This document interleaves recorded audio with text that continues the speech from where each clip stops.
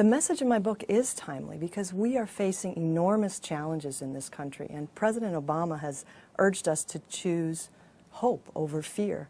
And my research underscores why this is such a vital choice for us. I've been able to show that fear closes down our minds and our hearts, whereas positive emotions literally open our minds and hearts. We're going to need that openness if we're going to face the challenges with clear eyes and come up with the creative solutions that allow us to come through this difficulty even stronger than before.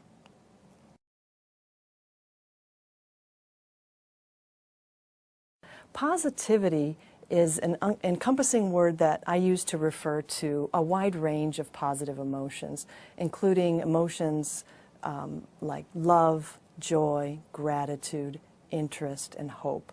Now, these emotions aren't just, words we use or putting a smile on our face. They are deeply heartfelt, and they really change our mindsets and our biochemistries in synchrony.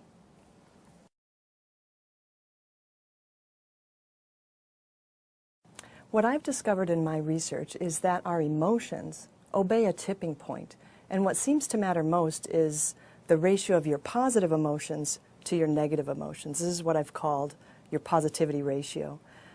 Just as ice melts into water when it passes a certain temperature, people who are languishing in life can move to flourishing in life if their positivity ratios pass a certain threshold.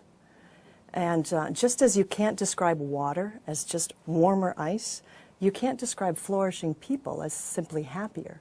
They function at a totally different level.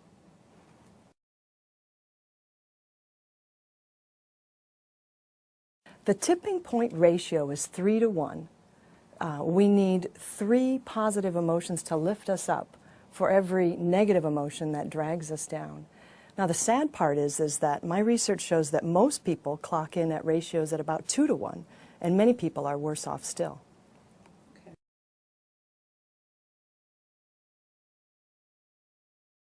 We can raise our positivity ratios in simple ways, but my advice is perhaps surprising. I don't think it's helpful to pressure yourself to be positive. That can backfire and lead to really toxic insincerity.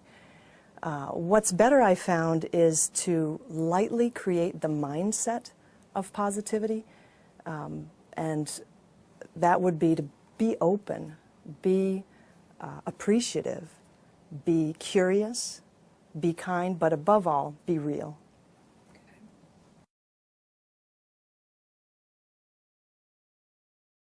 To be open means to let go of those rigid expectations and really expand our awareness by taking in from all of our senses. And this works because we're actually surrounded by sources of goodness all the time, whether it's natural beauty or human kindness. But we're blind to these wonders when we become really fixated on any particular idea or goal. And if you make your motto be open, you actually remove those blinders.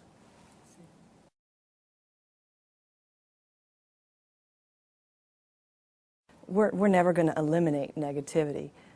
It's actually not even healthy to try to do so. Now, the beauty of the 3 to 1 ratio is that it's flexible. It's wide enough so that no emotion needs to forever be banished.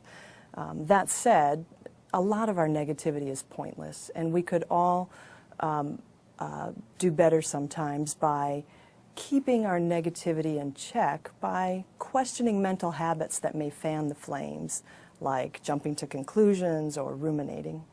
Okay. Positivity affects our connections to others by bringing us closer. It allows us to see our common humanity, our oneness.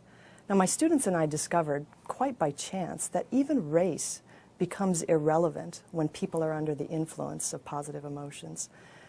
People just naturally start to think more in terms of we than in terms of me.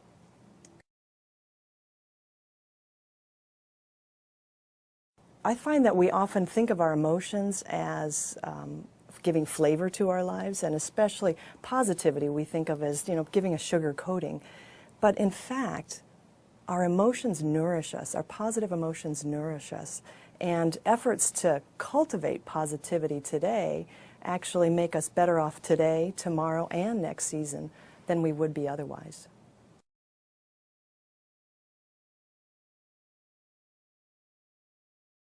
We can learn to value positivity more deeply by becoming more mindful of our emotions. And what I recommend is that people track their positivity ratios daily, discover what makes you come alive, and give those activities higher priority.